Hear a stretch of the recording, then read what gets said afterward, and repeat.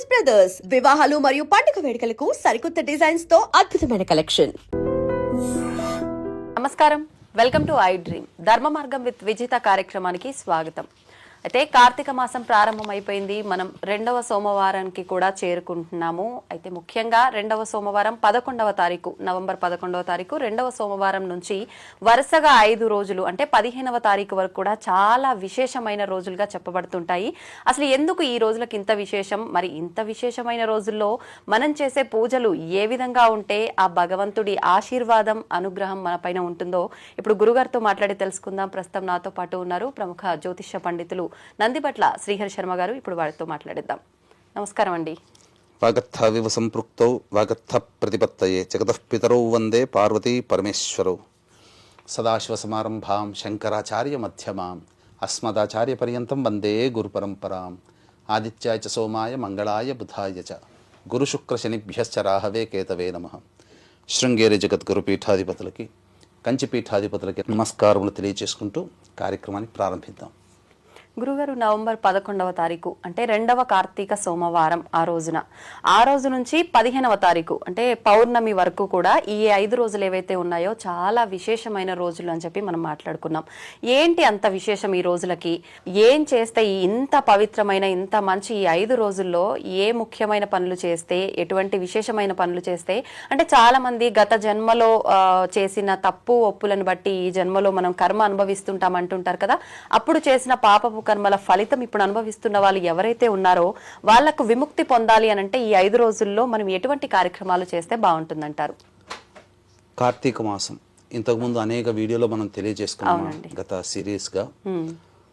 ఈ యొక్క కార్తీక మాసం కేవలము పుణ్యము సంపాదించుకోవడానికి అని చెప్పబడి ఉంది. కానీ పాపాన్ని పోగొట్టుకోవడానికి కూడా కొన్ని రోజులు ఉన్నాయి. ఓకే. ఎందుకు మనము మన వీక్షించేటువంటి ఐ డ్రీమ్ ప్రేక్షకుల్ని ఒక పద్ధతి ప్రకారం మనము ఒక ఆచరణ వాళ్ళకి అలవాటు చేస్తున్నాం. అవునండి. ముందు పుణ్యం సంపాదించుకోవడం ఎలా?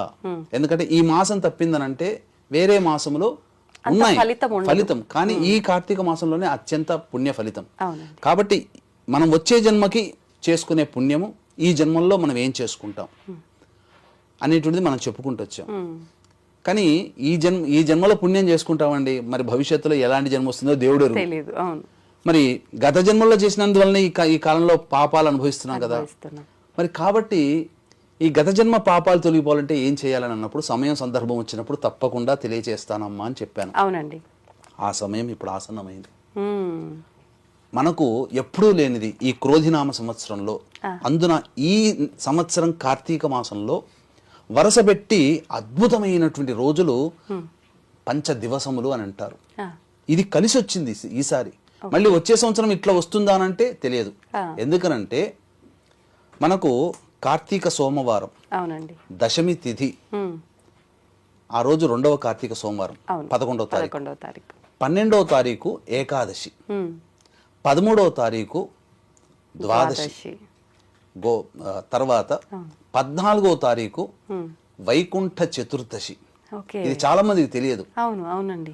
మనకు ఈ సంబంధించినటువంటివి గోవత్స ద్వాదశి ఇట్లాంటివన్నీ తెలుసు, కానీ వైకుంఠ చతుర్దశి అని కూడా ఉంది. దాని తర్వాత వచ్చేది అందరికీ తెలిసిందే కార్తీక పౌర్ణమి.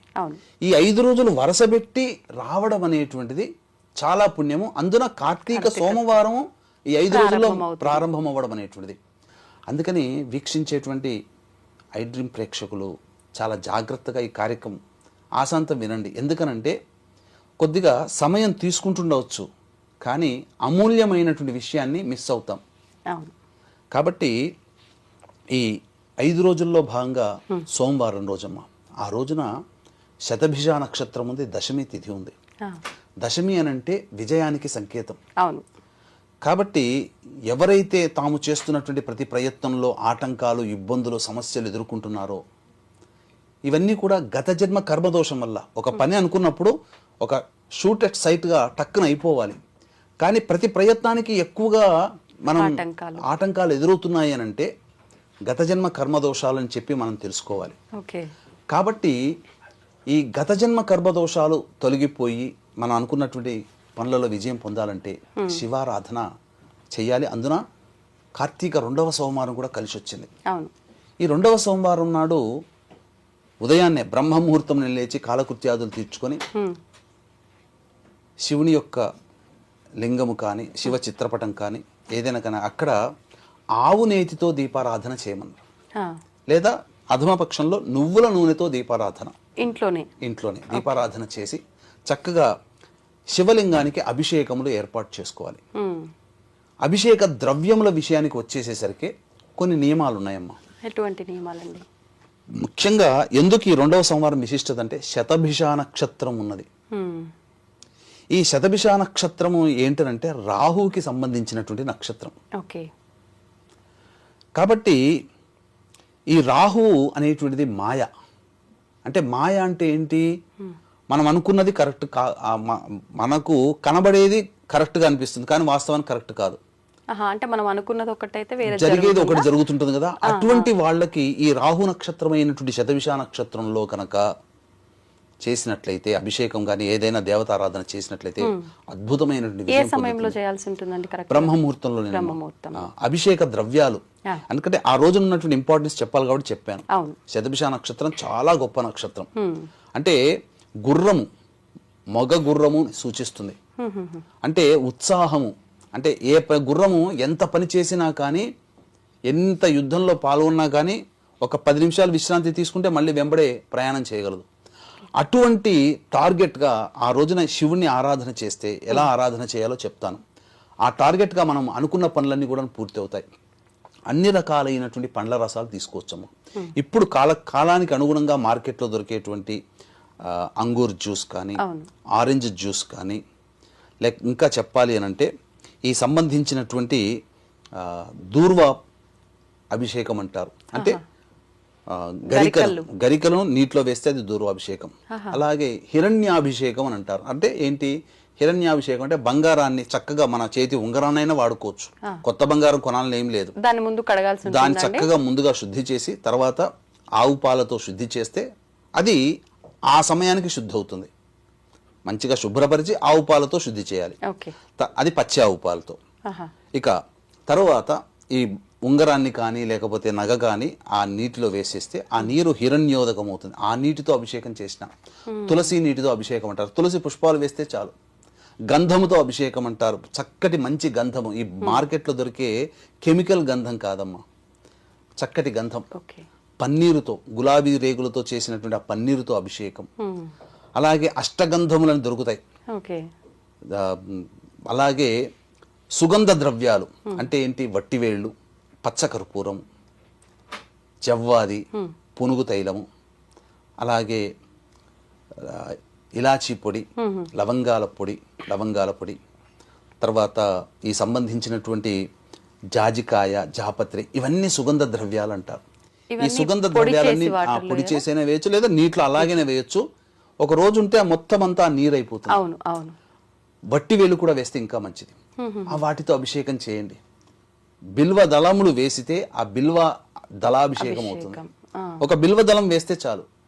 అలా తర్వాత పుష్పములు, పుష్పోదక స్నానం, పుష్పములతో అభిషేకం చేయొచ్చు. లేదా కొన్ని పుష్పాలు అనగా జిల్లేడు పుష్పాలు, తామర పుష్పాలు ఈ యొక్క విశేషం. ముఖ్యంగా తుమ్మి పుష్పములని దొరుకుతాయమ్మా. తుమ్మి కూర కూడా వంట చేసుకుని తింటారు, చాలా మంచిది. ఆ తుమ్మి పుష్పములతో కనుక స్వామికి అర్చన చేస్తే శివుడు ప్రీతి చెంది ఇవ్వనటువంటి వరం అంటూ లేదు. పూర్వకాలంలో తపస్సు చేశాము వరాలు ఇచ్చాడు అని అంటే కేవలం జపం చేస్తేనే కాదమ్మా, ఇట్లాంటి విశేషమైనటువంటి ద్రవ్యాలతో అభిషేకం చేసి ఇలాంటి విశేషమైనటువంటి ద్రవ్యములతో అర్చన చేసినటువంటి వాడికి చాలా గొప్పదైనటువంటి పుణ్యం. కానీ ఇప్పుడు ఈ తుమ్మి పూలు దొరుకుతాయి. పెద్దవాళ్ళని అడిగితే చెప్తారు. తుమ్మి షాపులో దొరుకుతాయి. తుమ్మి అంటే ఎటువంటి కూరగాయల షాపులో అమ్మేవాళ్ళు తుమ్మి పూలు కావాలంటే తీసుకొచ్చి ఇస్తారు. చాలా చిన్నగా ఉంటుంది. ఎలా ఉంటుందనంటే మన పాదము చివర్లో ఉంటుంది కదమ్మా, మడిమలాగా ఉంటుంది. అది పైన చిన్న రెక్కలతో తెల్లగా ఉంటుంది. ఇంతే ఉంటుంది పువ్వు. అదొక్కటి పెట్టినా చాలట కోటి పుష్పాలతో అర్చన చేసిన ఫలితం కలుగుతుంది. అది ఆ విధంగా చేసి చక్కగా ఇంట్లో దీపారాధన, సాయంకాలం సంధ్యా సమయంలో శివాలయంలోకి వెళ్ళి అర్చన జరిపించి ఆ సాయంకాలం శివాలయంలో ఆ రోజున దీపారాధన చేయాలి. ఇది మొదటి రోజు అయిపోయింది. ఏకాదశి 12వ తారీఖు మంగళవారం. కాబట్టి ఆ ఏకాదశి తిథి రోజున కూడా శివాలయంలో మళ్ళీ ఇదే విధంగా వెంకటేశ్వర స్వామి దగ్గర చిత్రపటం కానీ విష్ణు చిత్రపటం దగ్గర కానీ లేచి మళ్ళీ బ్రహ్మముహూర్తంలో లేచి దీపారాధన అఖండ దీపారాధన చేసి తరువాత ఈ యొక్క విష్ణు సహస్రనామ పారాయణం ఏకాదశి రోజున చేయాలి. చేసిన తర్వాత ఆ విధంగా విష్ణు సహస్రనామ పారాయణం చేసి ఆ రోజంతా వీలైతే పాలు పండ్లు తీసుకొని ఉడికించినటువంటి కాకుండా పాలు పండ్లు తిని ఉపవాసం ఉండాలి. ఈ ఉపవాసం ఉండిన తర్వాత సాయంకాలం మళ్ళీ సంధ్యా సమయంలో విష్ణు దేవాలయంలోకి వెళ్ళి దీపారాధన చేయాలి. అర్థమైంది కదా? ఇది తర్వాత ఈ ఉపవాసం మరుసటి రోజు ముగించాలా గురుగారు? మరుసటి రోజు కూడా చేస్తే విశేషం. ఎందుకంటే ద్వాదశి తిథి అయింది, అది క్షీరాబ్ది ద్వాదశి అయింది. మనం ఇంతకుముందు వీడియోలో కూడా చెప్పుకున్నాం. అంటే క్షీరసాగర మధురం ఆ రోజున మొదలు పెట్టారు. ఆ ద్వాదశి తిథి రోజున అంటే ఏకాదశికి ఎందుకు విశిష్టత అంటే నిద్ర నుంచి మేల్కొన్నటువంటి విష్ణు భగవానుడు బ్రహ్మ మహేశ్వరుల దేవతల సమూహంతో తులసి వనానికి వెళ్తాడట. ఆ రోజు ద్వాదశి రోజున కృష్ణుడికి తులసికి వివాహం జరుపుతారు, సంధ్యా సమయంలో జరుపుతారు. కాబట్టి కృష్ణుడు మేల్కొనేటువంటి సమయం కాబట్టి ఆషాఢ శుద్ధ ఏకాదశికి ఎంతటా ప్రాముఖ్యత ఉంటుందో కార్తీక మాసంలో వచ్చే ఈ ఏకాదశికి ఉత్థాన ఏకాదశి అని అంటారు, ప్రబోధిన్యేకాదశి అని అంటారు. ఈ ఏకాదశి కూడా విష్ణువు యోగమాయలో నిద్రలోకి వెళితే నిద్ర నుంచి మళ్ళీ మేల్కొనే రోజు ఈ రోజు. ఎంతటి విశేషం! ఈ రోజు నుంచే ఉత్తరాయణ పుణ్యకాలం ప్రారంభమవడానికి సమాయత్తం అవుతుంది. కాబట్టి ఆ రోజున ఏకాదశి రోజున ఆ విధంగా చేయాలి. ద్వాదశి రోజున ఉపవాసం ఉండి సాయంకాలం వరకు కూడా మళ్ళీ పాలు పండ్లు ఇతర పదార్థాలు ఉండి సంధ్యా సమయంలో అంటే సూర్యాస్తం అయిన తర్వాత 48 నిమిషాల మధ్యకాలం ఈ సంధ్యా సమయంలో ఎవరికైనా కానీ అన్నదానము కానీ లేకపోతే ఏదైనా దానములు చేసి వస్త్రదానము అభాగ్యులకి బ్రాహ్మడికి విలిపించుకుంటే భేష్. ఈ రోజున అందరూ కావలసిన అర్హతలు ఉన్న వాళ్ళే కాబట్టి బీద వాళ్ళకి ఎవరికైనా కానీ అన్నదానం చేయండి, వస్త్రదానం చేయండి, ఏదైనా దానం చేయండి, అవసరమైన వాళ్ళకి ఆ వస్తువు దానం చేయండి. తరువాత మళ్ళీ విష్ణు ఆలయంలో శివాలయంలో చేరి దర్శనం చేసుకొని చంద్రుడి నక్షత్రాల దర్శనం చేసుకొని ఇంటికి వచ్చి భోజనం చేయండి. అది ద్వాదశి తిథి వరకు ఇది అయిపోయింది కదమ్మా. తర్వాత 14వ తారీఖు రోజున వైకుంఠ చతుర్దశి. ఇది చాలా ప్రాముఖ్యత, దీనికంటూ కూడా చాలా గొప్పదైనటువంటి విషయం ఇది. ఎందుకనంటే ఇది వినాలి, వీక్షించేటువంటి ప్రేక్షకులు కూడా స్కిప్ చేసుకోకండి, ఇది వినండి. ఎందుకనంటే స్వామి వారికి సుదర్శన చక్రం ఇచ్చాడు ఈశ్వరుడు ఈ రోజునే. విష్ణు చేతిలో ఉండే సుదర్శన చక్రం కదా, అది ఈ రోజున ఇచ్చారు. దానికి అర్ధ వృత్తాంతం కూడా ఉంది. తర్వాత సమస్త పాపములు తొలగేటువంటిది, ముఖ్యంగా వీక్షించేటువంటి ప్రేక్షకులు ఆంధ్ర తెలంగాణ ప్రాంతంలో ఉన్న వాళ్ళు ఉంటారు. గోదావరి నది స్నాన ఫలితము ఈ రోజున చేయడం వల్ల ఎటువంటి పుణ్య ఫలితం కలుగుతుందనేటువంటి విషయాన్ని మీకు తెలియచేస్తాను. తర్వాత ఈ 14వ తారీఖు వైకుంఠ చతుర్దశి చాలా గొప్పదండి. శివకేశవులకి అభేదము లేదని చాలా సార్లు సందర్భంలో చెప్పుకున్నాం కదా. ఈ కార్తీక మాసంలో శివుడికి ప్రీతికరం, విష్ణువుకి ప్రీతికరం. ఈ శివకేశవులు శివాయ విష్ణు రూపాయ శివరూపాయ విష్ణువే శివస్య హృదయం విష్ణోశ్చ హృదయం శివ.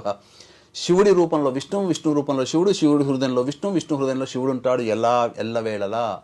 ఈ ఒక్క రోజున ఏంటి విశిష్టత, ఇద్దరికి ఉన్నటువంటి ప్రాముఖ్యత అనేటువంటి విషయాలు తెలుసుకుందాం. తర్వాత కార్తీక పౌర్ణమి రోజున తెలుసుకుందాం. వీక్షించేటువంటి ఐ డ్రీమ్ ప్రేక్షకులు గమనించాల్సినటువంటిది, ఈ యొక్క కార్తీక పౌర్ణమి సందర్భంగా సాక్షాత్తు పరమేశ్వరుడు త్రిపురాసురులను సంహరించినటువంటి క్షేత్రము త్రిపురాంతకము. ఆ త్రిపురాంతకంలో కార్తీక పౌర్ణమి సందర్భంగా 15వ తారీఖు రోజున మీ జాతకరీత్యా కలుగు విద్య, వివాహ, ఉద్యోగ, దాంపత్య, సంతాన, అనారోగ్య సమస్యలు మరియు శని దోషాల పరిహారార్థమై సర్వదోష నివారణ హోమాలు పర్ హెడ్ 1500 రూపాయలకి సశాస్త్రీయంగా నిజాయితీగా చేయించడం జరుగుతుంది. కాబట్టి అవకాశం ఉన్న వాళ్ళు కార్యక్రమ తదనంతరం కాంటాక్ట్ చేసి పూర్తి వివరాలు తెలుసుకోవచ్చు. వైకుంఠ చతుర్దశి అని చెప్పాను కదమ్మా. అసలు ఈ కార్తీక మాసంలో శివకేశవులకి సంబంధించిన రోజుది. ఎలా చేసుకోవాలి? ఎందుకనంటే మనకు దీనికి ఒక కథ కూడా ఉందమ్మా. కథ కూడా కాదు, జరిగినటువంటిది. ఈ యొక్క వైకుంఠ చతుర్దశి రోజునే విష్ణు భగవానుడు కాశీ యొక్క ప్రాముఖ్యత, కాశీ యొక్క పవిత్రత, వైశిష్ట్యాన్ని తెలుసుకుని ఆ రోజున మణికర్ణికా ఘాట్లో ఒక రోజు ఆ రోజున స్నానం ఆచరించి ఈశ్వరుని పూజించడానికి సమాయత్తమయ్యాడు. సహస్ర తామర పూలతో చేయడానికి సహస్రమయ్యాడు. విష్ణువుని పరీక్షింపదలిచి విష్ణువు యొక్క భక్తి ఏపాడదని చెప్పి ఆ విశ్వేశ్వరుడు మాయారూపముతో ఉండి ఆ సహస్ర పద్మములలో ఒక పత్రాన్ని మాయం చేశాడు. 1000లో ఒక పత్రం. పూజ అన్ని చేసుకున్న తర్వాత ఏర్పాటు చేసుకున్న తర్వాత 999 లెక్క వేస్తుంటే 999 వచ్చాయి.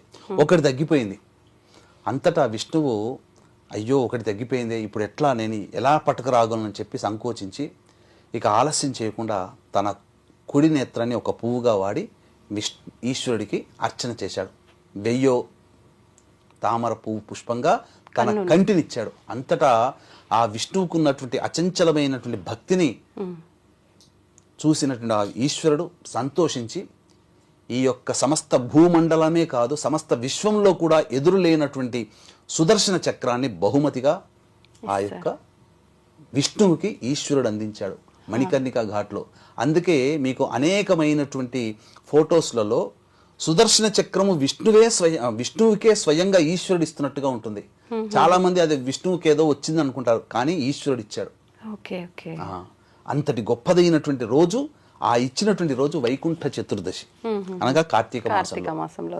కార్తీక మాసంలో విష్ణువే శివుడి ప్రీతి కోసమై కాశీలోని మణికర్ణిక ఘాట్లో ఈశ్వర ఆరాధన చేశాడు. మరి విష్ణువే ఆరాధన చేసినప్పుడు మనలాంటి వాళ్ళం ఎందుకమ్మా? కాబట్టి వైకుంఠ చతుర్దశి అనేటువంటిది ఇక్కడ ఎందుకు భేదం లేదన్నంటే కాశీలో ఇప్పటికీ కూడా శివకేశవుల్ని ఆ రోజున గొప్ప పండుగగా కాశీలో జరుపుకుంటారు. పూర్వజన్మ పుణ్యవశాత్తు కాశీలో ఒక స్థలం అనేటువంటిది మనకు లభించింది. ఎందుకనంటే అది పూర్వజన్మ పుణ్యవశమేనమ్మా. అది భవిష్యత్తులో ఒక 40 గదులుగా చక్కగా అందరికీ ఉపయోగపడే విధంగా 40 గదులుగా ఒక భవన నిర్మాణం అది క్షేమేశ్వర్ ఘాట్లో ఉందమ్మా. కేదార మందిరానికి చాలా దగ్గరలో ఉంది, మన తెలుగు వాళ్ళకి దగ్గరలో. అది ఈశ్వరాజ్ఞ, ఈశ్వర సంకల్పమే. కాశీ విశ్వేశ్వరుడు స్థానం ఇచ్చాడు నాకు. అక్కడ ఖచ్చితంగా భవిష్యత్తులో 40 గదులు అనేటువంటిది ఏర్పాటు చేస్తాను. అందరికీ కూడా ఉపయోగపడాలి కాశీ విశ్వేశ్వర సన్నిధానంలో. ఎందుకు ఇంత చెప్తున్నంటే కాశీలో చాలా వైభవోపేతంగా ఈ కార్తీక మాసంలో వైకుంఠ చతుర్దశి 14వ తారీఖు రోజున జరగబోతుంది. అద్భుతంగా చేస్తారు.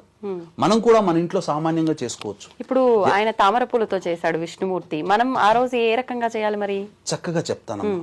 ఈ యొక్క వైకుంఠ చతుర్దశి రోజున కాశీలో పంచగంగా ఘాట్ అని ఉంటుంది. అక్కడ దీపారాధన చేస్తే సమస్తమైనటువంటి దోషములు తొలగిపోతాయమ్మా.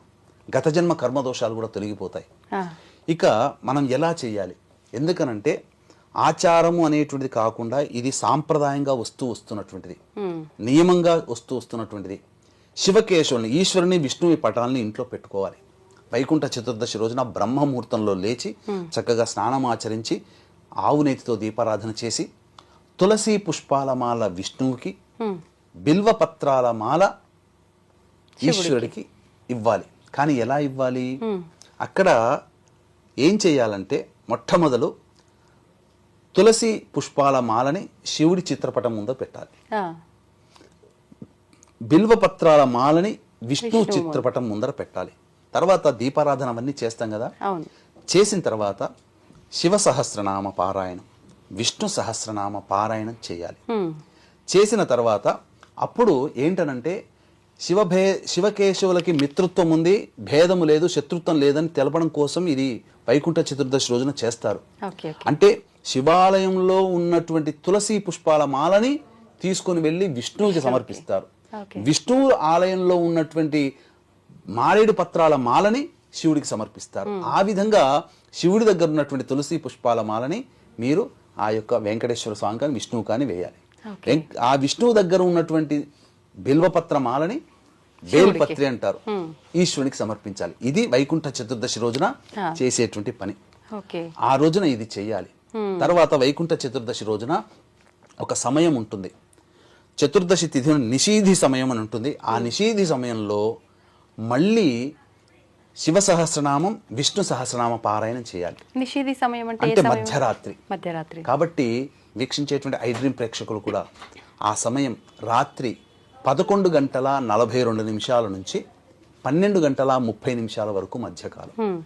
ఆ సమయంలో ఇవి రెండు పూర్తి చేసి ఉన్నట్లయితే ఆ వైకుంఠ చతుర్దశి రోజున జాగరణం చేసినటువంటి ఫలితం కూడా లభిస్తుంది. ఆ తరువాత 15వ తారీఖు రోజున మళ్ళీ బ్రహ్మముహూర్తంలో లేచి కాలకృత్యాదులు తీర్చుకొని మళ్ళీ ఆవు నేతితో దీపారాధన చేసి కార్తీక పౌర్ణమి సందర్భంగా దీపారాధన చేయాలి. ఇప్పుడు మీరు చెప్పినట్టుగా ఈ మాలలు ఇవన్నీ మనం ఇంట్లోనే శివుడి ఫోటో దగ్గర పెట్టి విష్ణుమూర్తి ఫోటో దగ్గర లేదు, శివాలయంలో శివుడికి దగ్గర పెట్టినటువంటి అంటే శివుడికి పెట్టకూడదు, శివుడి యొక్క గర్భగుడిలో శివుడి ముందు పెట్టినటువంటి తులసి మాలను తీసుకుని వెళ్ళి విష్ణువుకి ఇవ్వాలి. విష్ణువు దగ్గర ఉన్నటువంటి పాదాల దగ్గర పెట్టకూడదు, విష్ణువు పక్కన ఆ చేతికి లేదా ఆ విష్ణువు చేతికి అంటించండి. చేతికి అతికిస్తే ఆ చేతికి తగిలినటువంటి బిల్వపత్రాల మాలని శివుడి యొక్క శివాలయంలో ఇవ్వండి. అలా అయినా చేయొచ్చు, మన ఇంట్లోనైనా చేసుకోవచ్చు. ఈ విధంగా మళ్ళీ కార్తీక పౌర్ణమి రోజున ఆ విధంగా మళ్ళీ ఈ జ్వాలాతోరణం సాయంత్రం వెలిగి చేస్తారు. ఆ జ్వాలాతోరణం గుండా కుటుంబ సభ్యులందరూ ఆ జ్వాలాతోరణం గుండా వెళ్ళండి, 3 సార్లు తిరగండి. ఆ విధంగా సకల అపమృత్యు భయ దోషాలు తొలగిపోతాయి. ముఖ్యంగా కార్తీక పౌర్ణమి రోజున దీపారాధన చేయాలి. ఈ దీపారాధనలో మనకు 360 ఒత్తులే వాడాలి. మళ్ళీ ఇట్లాంటివి ఎన్నిసార్లు 720 ఒత్తులు వాడాలి యాక్చువల్గా. కానీ చాలా మంది 365 చేయకూడదు. 360 ప్లస్ 60 360 720. తర్వాత ఎన్ని ఒత్తులతో దీపారాధన చేయాలి, ఎలాంటి ఆరాధన చేయాలి, తర్వాత పాత దీప ప్రమిదల్ని వాడవచ్చా, దీపారాధనలో ఉన్నటువంటి విశేషం ఏంటి, ఏ ఒత్తులతో ఎటువంటి దీపారాధన చేయాలి అనేటువంటికి సంబంధించినటువంటిది ప్రోగ్రాం వీక్షించేటువంటి ప్రేక్షకులు కూడా మరి యొక్క ప్రోగ్రాం వస్తుంది ఈ కార్యక్రమంలోనే. ఈ 15 రోజుల్లోనే మళ్ళీ దీనికి సంబంధించినటువంటి కంటిన్యూటీ వీడియో ఇంకొకటి ఉంటుంది. కార్తీక పౌర్ణమి రోజున ప్రత్యేకంగా ఎటువంటి దీపారాధన చేయాలనేది ఆ వీడియోలో మనం తెలుసుకుందామా. అవకాశం ఉంటే ఈ 15వ తారీఖు రోజున త్రిపురాంతకంలో జరిగేటువంటి సర్వదోష నివారణ పూజల హోమాల్లో మీ గోత్రనామాలు నమోదు చేసుకోవచ్చు. గురుగారు, కార్తీక పౌర్ణమి రోజు దీపారాధనకి చాలా విశిష్టమైన రోజు అని చెప్తూ ఉంటాము. ఎందుకు అంత విశిష్టత, ఆ ప్రాముఖ్యత ఏంటి, దీపారాధన ప్రాముఖ్యత తెలియజేయండి. కార్తీక పౌర్ణమి మనకు ఈ క్రోధినామ సంవత్సరం 2024 సంవత్సరంలో నవంబర్ 15వ తారీఖు రోజున వచ్చింది. ఆ రోజున భరణీ నక్షత్రంతో కూడుకొని మధ్యరాత్రి కృత్తికా నక్షత్రం 10 గంటల 50 నిమిషాల తర్వాత ప్రవేశిస్తుంది. కాబట్టి కృత్తికా నక్షత్రం ఉన్నటువంటి రోజున కార్తీక పౌర్ణమి కాబట్టి మధ్యరాత్రికి సమయానికి కృత్తికా నక్షత్రం ప్రవేశిస్తుంది. ఇది మహాకార్తీకి అని అంటారు. సహజంగా ఈ యొక్క కార్తీక పౌర్ణమి రోజున చేసినటువంటి దీపదానం ఏదైతే ఉంటుందో, దీప ప్రజ్వలనము కానీ దీపదానము కానీ ఇవన్నీ కూడా గొప్ప పుణ్యాన్ని సంపాదించి పెడతాయి, సకల పాపములు తొలగిపోతాయి. అయితే వీక్షించేటువంటి ఐడ్రీమ్ ప్రేక్షకుల్లో ఒక సందేహం రావచ్చమ్మా, ఒక్క దీపం పెట్టగానే ఇక పాపాలు పోయేటట్టయితే ఇక ప్రపంచంలో ఉన్న పాపాత్ములందరూ పుణ్యాత్ములుగా మారిపోతారా, మళ్ళీ పాపం చెయ్యరా అనేటువంటి ఒక సందేహం కూడా ఉంటుందమ్మా. కానీ ఇక్కడ గమనించాల్సింది ఏంటంటే ఇదే మాయ.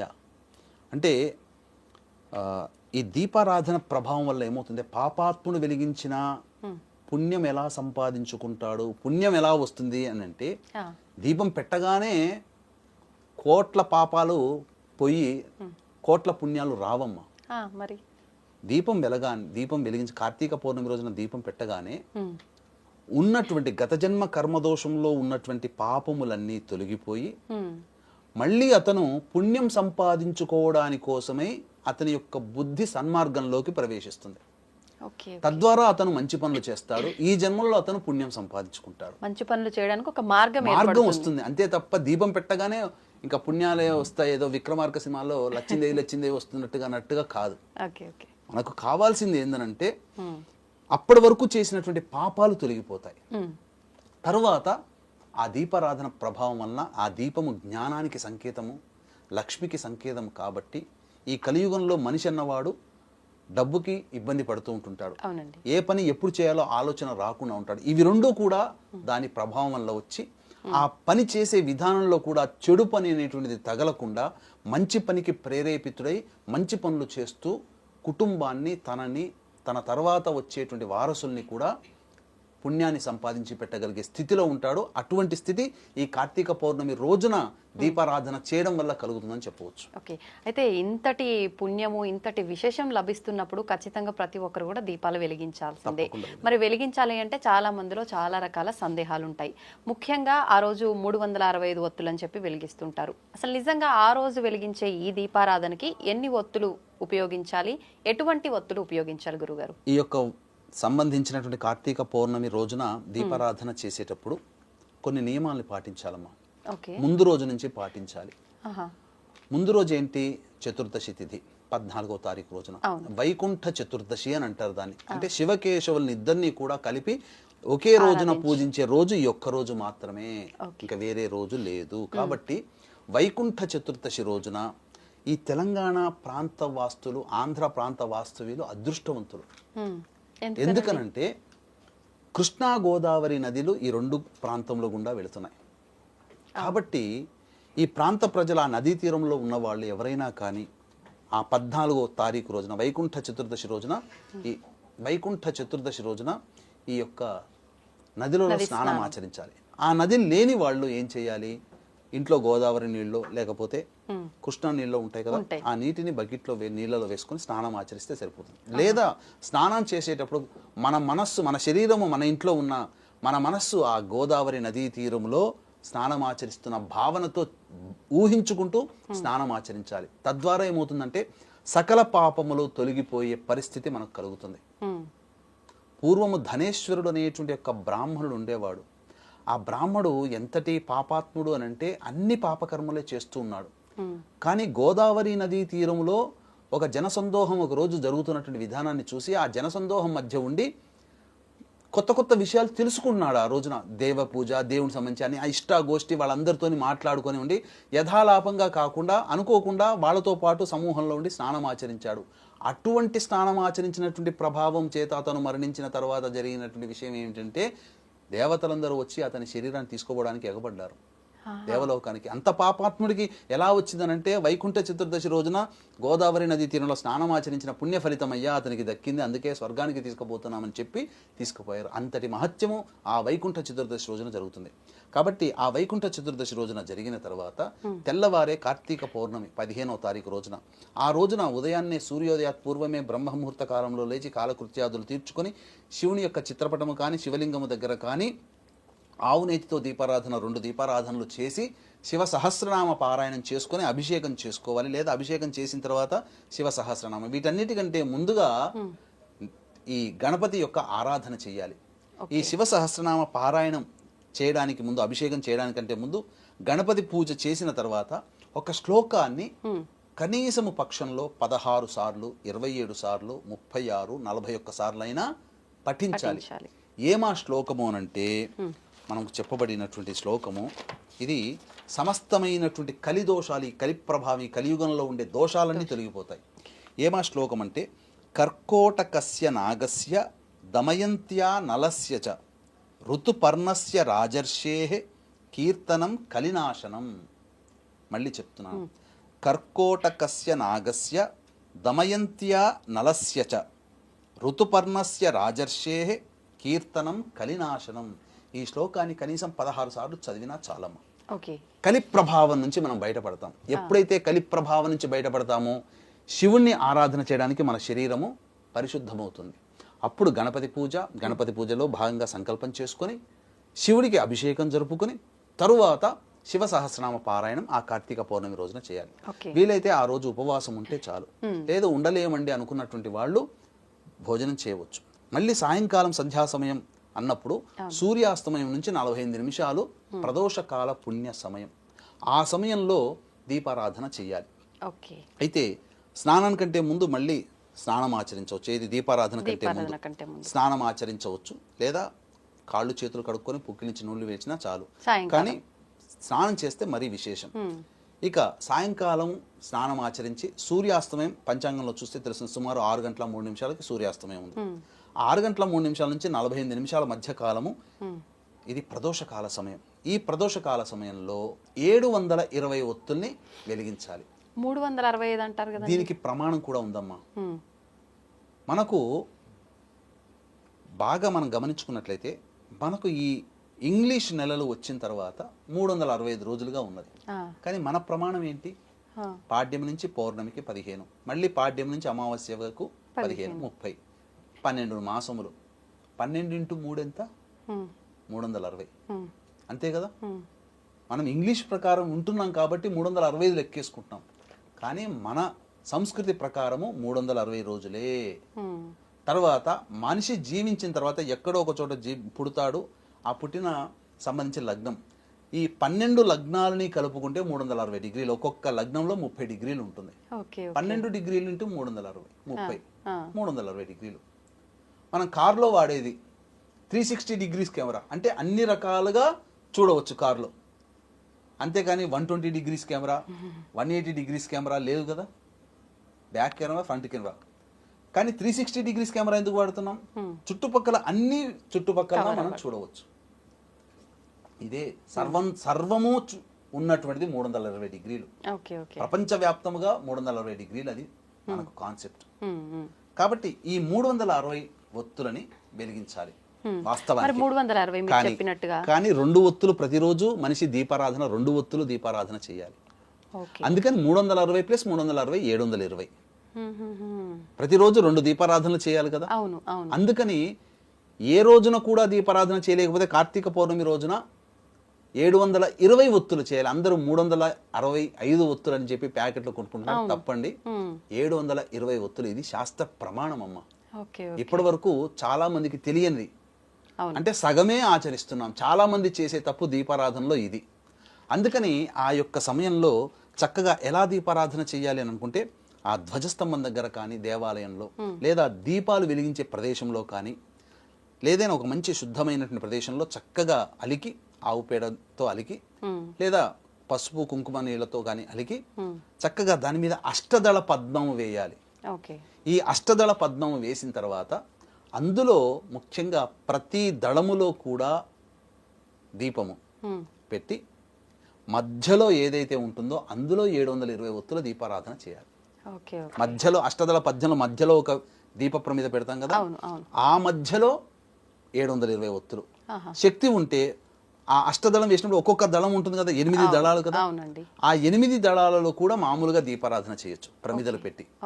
లేకపోతే పసుపు కుంకుమ, తర్వాత అక్షితలు, పూలు పెట్టవచ్చు.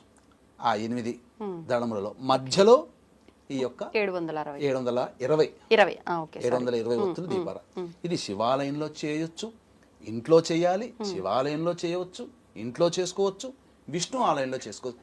శక్తి ఉంటే ఖచ్చితంగా 3 ప్రదేశాలలో చేయండి. ఇంట్లో, శివాలయం, విష్ణు ఆలయం చేస్తే సమస్తమైనటువంటిది విధంగా మనకు దీపారాధన ఫలితం దక్కుతుంది. పూర్వజన్మ కర్మదోషం తొలగిపోతుంది. ఇప్పుడు ఆ ఒత్తులు మనం చెయ్యాలా? ఏ ఒత్తులు వాడాలి? ఆ 720 వెలిగించేటప్పుడు ఏ నూనెని వాడాలి? ఈ ఒత్తులు మనం స్వయంగా చేసుకోవచ్చు, లేదా షాపులోనే తీసుకోవచ్చు. ముఖ్యంగా ప్రాముఖ్యత కలిగినటువంటిది పత్తితో చేసినటువంటి ఒత్తి చేయవచ్చు. ఆ పత్తితో చేయవచ్చు. ఒత్తుల్లో కూడా కమలం అంటే తామర ఒత్తులు, జిల్లేడు ఒత్తులు, తర్వాత అరటి నారతో చేసినటువంటి అరటి ఒత్తులు, ఇవి చాలా శ్రేష్టం. తర్వాత పత్తి ఒత్తులు, ఇవి చేయవచ్చు. మరి ఇప్పుడు ఏ ఒత్తితో ఎటువంటి ఫలితం ఉంటుందంటారు? మనకు దాంపత్య సమస్యలు తొలగిపోవాలన్నా, లక్ష్మీ ప్రాప్తి కలగాలన్నా తామర ఒత్తులతో చేయాలి. ప్రయోగ బాధలు, శత్రు బాధలు పోవాలంటే ఈ సంబంధించినటువంటి జిల్లేడు ఒత్తులతో చేయాలి. సంతాన వృద్ధి, కుటుంబ వృద్ధి కావాలనుకుంటే అరటి నారతో చేసిన ఒత్తులు చేయాలి. తర్వాత పత్తి ఒత్తి సర్వ ఉపద్రవాలని శమింప చేస్తుంది. ఆ పత్తి ఒత్తి ద్వారా అన్నిట్లో కల్లా ఏది శ్రేష్టం? అన్ని శ్రేష్టమేనమ్మా, అన్ని శ్రేష్టమే. అన్ని కలిపి కూడా చేయవచ్చు, తప్పులేదు. ఇక నూనె విషయంలోకి వచ్చేసేసరికి ఆజ్యము, గోఘృతము. ఆజ్యము వేరు, గోఘృతం వేరు. ఆజ్యం అంటే అజహ అంటే మేక, మేక పాలతో వచ్చినటువంటి నెయ్యే ఆజ్యము అవుతుంది. చాలా మంది ఆజ్యం పట్టుకరండి, ఆజ్యం పట్టుకరండి అంటారు. ఆజ్యం అంటే మేకతో పాలతో వచ్చిన నెయ్యి, కానీ గోఘృతము అనాలి. ఘృతము అంటే ఆవు పాలతో వచ్చినటువంటి ఆవు నెయ్యి. ఆ ఘృతము చాలా శ్రేష్టము. ఇక దీపారాధన చేసేటప్పుడు ఆ ఒత్తుల్లో ఆ దీపారాధన అని నూనెని అమ్ముతారమ్మా బ్రాండ్లు పెట్టి. అవునండి. అవన్నీ మడ్ నూనె, ఎముకల నుంచి తయారు చేసినటువంటి నూనెలు, ఇవన్నీ కూడా మహా పాపము. కాబట్టి అది చాలా తక్కువ ధరకు దొరుకుతుంది. అవును. కాబట్టి మనం కక్కుర్తిపడి అసలైనది కాకుండా దీపారాధన నూనె, దీపాన్ని వెలిగించే నూనె అమ్ముతున్నారు షాపు వాళ్ళు, ISI బ్రాండు, అగ్మార్క్ బ్రాండు అని చెప్పి పెడుతున్నారు. అవన్నీ పెట్టినా అవి వచ్చేదంతా ఎముకల వ్యర్థంలో నుంచి తయారైనటువంటి నూనెలే. ఓకే. వాడదలిస్తే అసలైన శుద్ధమైనటువంటి ఆవు నెయ్యి లేదా శుద్ధమైనటువంటి నువ్వుల నూనె వాడవచ్చు. ఈ యొక్క నూనెల్లో అవిసె నూనె వాడమన్నది శ్రేష్టత అనంటే ఈ సంబంధించినటువంటి ఆవు నెయ్యి, నువ్వుల నూనె మాత్రమే. రెండవది మధ్యపక్షంలో కొబ్బరి నూనె వాడవచ్చు, ఆముద నూనె వాడవచ్చు, అలాగే ఈ సంబంధించినటువంటి వేరుశనగ నూనె కూడా మధ్యంగా వాడవచ్చు అని చెప్పింది. కానీ శ్రేష్టం అన్నప్పుడు ఆ రెండే. విప్ప నూనె కూడా వాడవచ్చు. ఈ దీపారాధన నూనెకి ఇలాంటి నూనెనే వాడాలని చెప్పబడలేదు. కానీ శ్రేష్టము అన్నప్పుడు శ్రేష్టమే తీసుకోవాలి. అది అందరూ బాగా చదువుతారు కానీ ఫస్ట్ క్లాస్ స్టూడెంట్ వాడండి అని అంటే వాడినే గుర్తిస్తారు, కానీ అందరూ బాగా చదివే వాళ్ళని గుర్తించరు కదా. అట్లాగే ఆవు నెయ్యి లేదా నువ్వుల నూనె శ్రేష్టం. అయితే గురుగారు, ఇప్పుడు దీపారాధన చేస్తున్నాం, బానే ఉంది. అయితే ఈ దీపారాధన చేసేటప్పుడు ఇంట్లో చేస్తే గనక ప్రమిదలు ఉంటాయి, మనం ఒకేసారి కొనుక్కొచ్చుకుంటాము, వాటిని మళ్ళీ నెక్స్ట్ ఇయర్ క్లీన్ చేసి వాటిలో దీపారాధన చేస్తూ ఉంటారు చాలా మంది. కొంతమంది అంటుంటారు లేదు ఇవి వాడకూడదు, ఒకసారి వాడినవి మనకు మస్ అయిపోయినాయి అంటే మళ్ళీ అవి పనికిరావు దీపారాధనకి, మళ్ళీ కొత్తయే వాడాలి అని చెప్పి. ఇది మూఢనమ్మకం అని చెప్పాలా, నిజంగా ఇది శాస్త్రంలో ఉందా, అసలు ఏంటనేది తెలియదు. కానీ ఈ ప్రమిదల విషయంలో చాలా సందేహాలు ఉన్నాయి. సందేహాలు కాదమ్మా, ఈ ప్రమిదల విషయంలోనే మీడియా పరంగా వాదోపవాదాలు ఒకళ్ళ మీద ఒకళ్ళు చేసుకుంటున్నారు. అవును.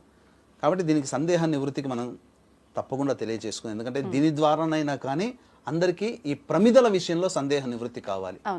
వీక్షించేటువంటి ఐడ్రీమ్ ప్రేక్షకులకి గమనిక, ఈ కార్తీక పౌర్ణమి సందర్భంగా పరమేశ్వరుడు సాక్షాత్తు త్రిపురాసురులను సంహరించిన క్షేత్రము త్రిపురాంతకం. ఆ త్రిపురాంతకంలో జాతకరీత్యా కలుగు విద్య, వివాహ, ఉద్యోగ, దాంపత్య, సంతాన, అనారోగ్య సమస్యలు మరియు వృషభ, మిథున, కర్కాటక, సింహత్తుల, వృశ్చిక, మకర, కుంభమీన రాశిలో జన్మించిన వారికి శని దోషములు ఉన్నాయి. కాబట్టి వీటిని పూర్తిగా సర్వదోష నివారణ పూజలు, హోమాలలో భాగంగా ఈ సర్వదోష నివారణ పూజలు అనేటువంటి జరిపించడం జరుగుతుంది. పర్ హెడ్ 1500 రూపాయలు. అవకాశం ఉన్న వాళ్ళు కార్యక్రమ తదనంతరం కాంటాక్ట్ చేసి పూర్తి వివరాలు తెలుసుకోవచ్చు, మీ గోతనామాదులు నమోదు చేసుకోవచ్చు. ఇక మనం ఈ ప్రమిదల విషయంలోనమ్మా శాస్త్రంలో ఎక్కడైనా కానీ ఇప్పుడు ఇంట్లో ఇత్తడి ప్రమిదలు ఉంటాయి, వెండి ప్రమిదలు ఉంటాయి, రాజులైతే ధనవంతులైతే బంగారు ప్రమిదలు.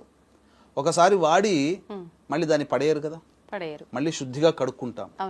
కానీ మట్టి ప్రమిదల్లో కూడా ఎక్కడా చెప్పబడలేదు. కాకపోతే ఇది ఒక ప్రత్యేకమైనటువంటి గుర్తింపు కోసం రావాలనే ఉద్దేశంతో దీన్ని ఈ విధానంగా ఈ మట్టి ప్రమిదల విషయంలో ఇంత రచ్చ జరుగుతుంది. ఎక్కడ శాస్త్రంలో చెప్పబడలేదమ్మా మార్చాలి, కొత్త ప్రమిద వాడినప్పుడల్లా కొత్త ప్రమిదే పెట్టాలి అనేటువంటిది మాత్రం ఎక్కడా చెప్పబడలేదు. ప్రమాణంగా ఏదైనా శ్లోకం ఉన్నదా, పలానా గ్రంథంలో ఉందా దీని గురించి చెప్పమని చెప్పండి, చెప్పలేరు. ఎందుకంటే ఎక్కడా రాయబడలేదు. ఇప్పుడు దేవాలయంలో అనేక చోట్ల ఉంటాయి ప్రమిదలు, వాడిన ప్రమిదలు మళ్ళీ వాడుతారు, అది అనాదిగా వస్తుంది. మరి నిజంగా ఇప్పుడే ఆ రచ్చ మొదలైందా? మనకన్నా ఇప్పుడు మనకున్న జ్ఞానము సముద్రంలో ఒక చుక్కంత, కానీ మన తాత ముత్తాతలు ఇప్పుడు మనం సాంప్రదాయాన్ని పాటిస్తున్నా ఇంతకి 100 కాదు కోట్ల రెట్ల సాంప్రదాయంగా ఉన్నవాళ్ళు పాతకాలం మనుషులు. మరి ఆ పాతకాలం మనుషులు చెప్పనటువంటి విషయాన్ని ఇప్పుడు ఎందుకు మనం చర్చించుకోవాలి? వాళ్ళు చెప్పేవాళ్ళు కదా, అప్పుడే రాసి గ్రంథాల్లో రాసేవాళ్ళు కదా. మరే అప్పుడు మట్టి ప్రమిదలే ఉన్నాయి, ఇతర ప్రమిదలు ఎక్కడ ఉన్నాయి? అంతగా దొరికిందా? మట్టి ప్రమిదలు, అరే ఈ ప్రమిద వాడిన తర్వాత దీన్ని మళ్ళీ వాడకూడదు అని అక్కడ రాసేవాళ్ళు కదా, గ్రంథస్థం చేసేవాళ్ళు కదా. గ్రంథస్థం చేసిన విధానం ఎక్కడుంది? ఎక్కడా లేదు. కాబట్టి ఆ మట్టి ప్రమిదల్ని ఇంతకు ముందు వాడినే కూడా వాడవచ్చు, కానీ శుద్ధి చేసుకోవాలి, మంచి నీటిలో శుద్ధి చేసుకోవాలి.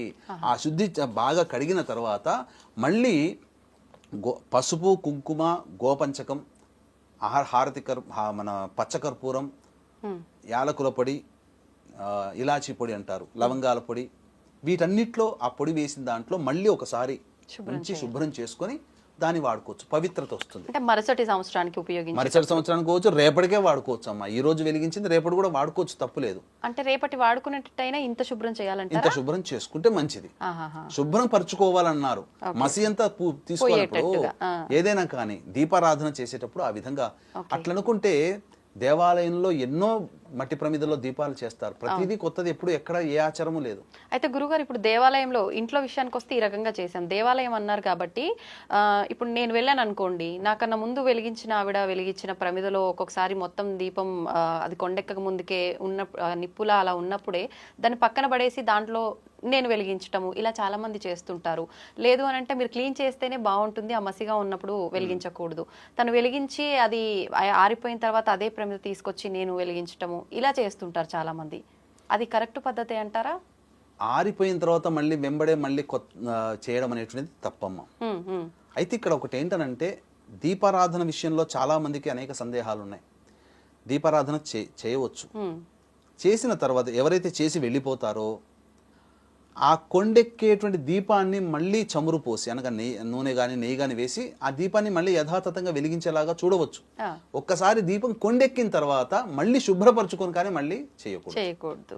అది అయితే ఇప్పుడు అక్కడ వేరే వాళ్ళు వెలిగించిన దీపం కొండెక్కే సమయంలో ఉంటే మనం మళ్ళీ ఆయిల్ వేసి చేయొచ్చు అన్నారు కదా, మనం వెలిగించిన ఫలితం వస్తుందా అక్కడ మళ్ళీ? ఇక్కడ చాలా మందికి ఒక సందేహం ఏంటంటే దీపారాధన చేసేవాళ్ళు ఉంటారు, కొనుక్కొని చేసేవాళ్ళు ఉంటారు. కొంతమంది కొనుక్కోలేని శక్తి కూడా ఉంటుంది. కొంతమందికి కొనుక్కోవాలని ఉన్నా దొరకదు. అటువంటి సందర్భంలో ఏంటంటే ఆ దీప ప్రజ్వలన చేసే సమయంలో ఆ సమయాన్ని మనం ఉన్నా, ఆ దీప కాంతిని మనం చూసినా, ఆ దీపము వెలిగించడానికి కావలసినటువంటి సామాగ్రి కానీ మనం ఇచ్చినా, ఆ దీపం కొండెక్కకుండా జాగ్రత్తగా పూర్తిగా అయిపోయేంత వరకు మనం ఉండి దాన్ని పరిరక్షించిన దీప ప్రజ్వలన చేసిన పుణ్యఫలం మనకు దక్కుతుంది. ఇప్పుడు కొంతమంది దీపం వెలిగించి వెళ్ళిపోతారు, ఆ కొండెక్కకుండా చూసుకున్నా కానీ ఆ దీపం ప్రమిద ఫలితం అది. ఓకే. అయితే ఇప్పుడు ఈ 365 ఒత్తుల కాన్సెప్ట్ ఎవరైతే ప్రతి సంవత్సరం పాటించుకుంటూ వస్తున్నామో, అంటే ఇప్పుడు మీరు చెప్తే తెలిసింది 720 అని, కానీ ప్రతి ఒక్కరు పాటించేది 365. ఇది ఇంట్లో ఒక్కరు యజమాని చేస్తే సరిపోతుందా? ప్రతి ఒక్కరు ఇంట్లో 4 ఉంటే 4 వెలిగిస్తుంటారు, 5 ఉంటే 5 వెలిగిస్తుంటారు. ఇలా వెలిగించాలంటారా మనిషికి ఒక కట్టలాగా? ఎవరి వ్యక్తిగతంగా వాళ్ళు చేసుకుంటే మంచిది. రుణానుబంధ రూపేణ పశుపత్ని సుతాలయ, రుణం ఉంటేనే భార్య పిల్లలు ఇవన్నీ ఉంటాయి. కాబట్టి యజమాని చేస్తే అందరికి వస్తుందా అని కాదు, ఎవరికి వాళ్ళు చేసుకుంటే వాళ్ళ జాతక కర్మ దోషాలు, వాళ్ళ గత జన్మ కర్మ దోషాలు పోతాయి. ఒక్క తల్లి చేసినా తండ్రి చేస్తే పిల్లల దోషాలు ఎలా పోతాయి? తాను చేసిన పరిహారంలో పోతాయి.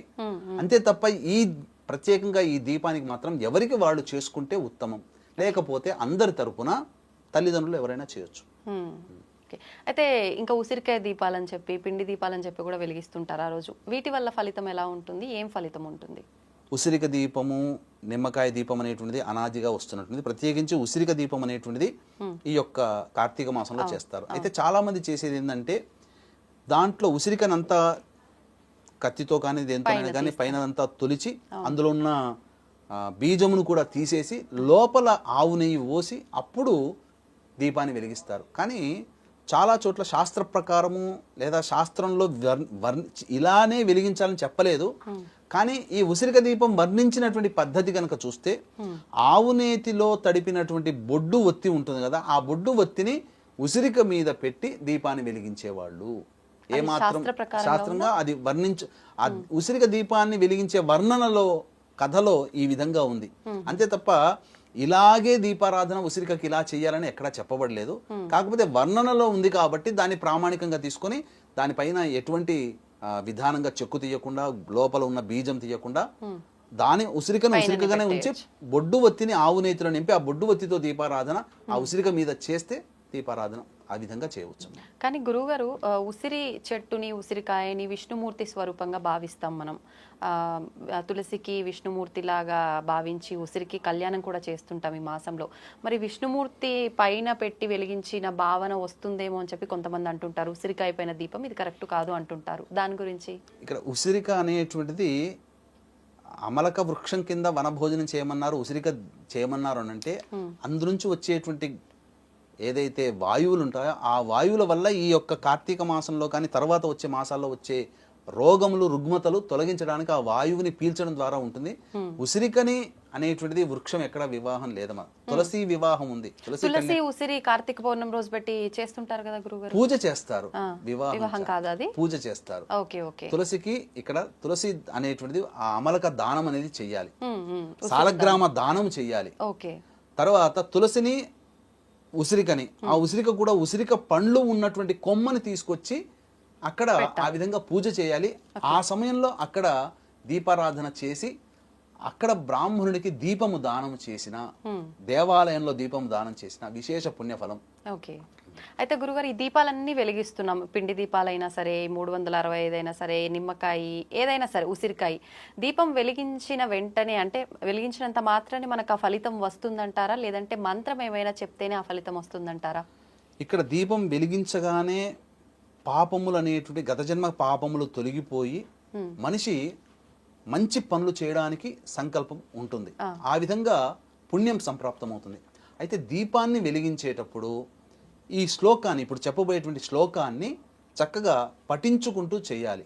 ఏమా శ్లోకము అనంటే, కీటాః పతంగాః మశకాశ్చ వృక్షాః జలే స్థలే ఏ విచరంతి జీవాః దృష్ట్వా ప్రదీపన్ నచ జన్మ భాగినః భవంతు నిత్యం స్వపచాహి విప్రాహ అని చెప్పబడి ఉంది.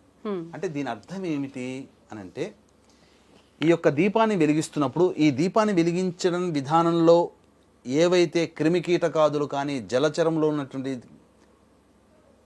ఈ సంబంధించిన జంతువులు కానీ, ప్రాణులు కానీ, మానవులు కానీ, పశుపక్షాదులు కానీ, జంతువులు కానీ ఏవైతే ఈ దీపాన్ని వెలిగించే సందర్భంలో ఆ దీపాన్ని చూస్తాయో, ఆ చూసినటువంటి వాటి ప్రాణులన్నిటికీ కూడా మోక్షము పొందుగాక అని చెబుతూ, ఇది దాని అంతరార్థం ఆ విధంగా భావన చేస్తూ, మంత్రం చెప్పినా ఆ విధమైనటువంటి భావంతో చేసినా ఫలితం వస్తుందమ్మా. అంటే ఇప్పుడు ఈ మంత్రం నేను చెప్పలేను అనుకున్నప్పుడు మీరు చెప్పిన ఇప్పుడు ఈ అర్థం ఏదైతుందో అది సరిపోతుంది.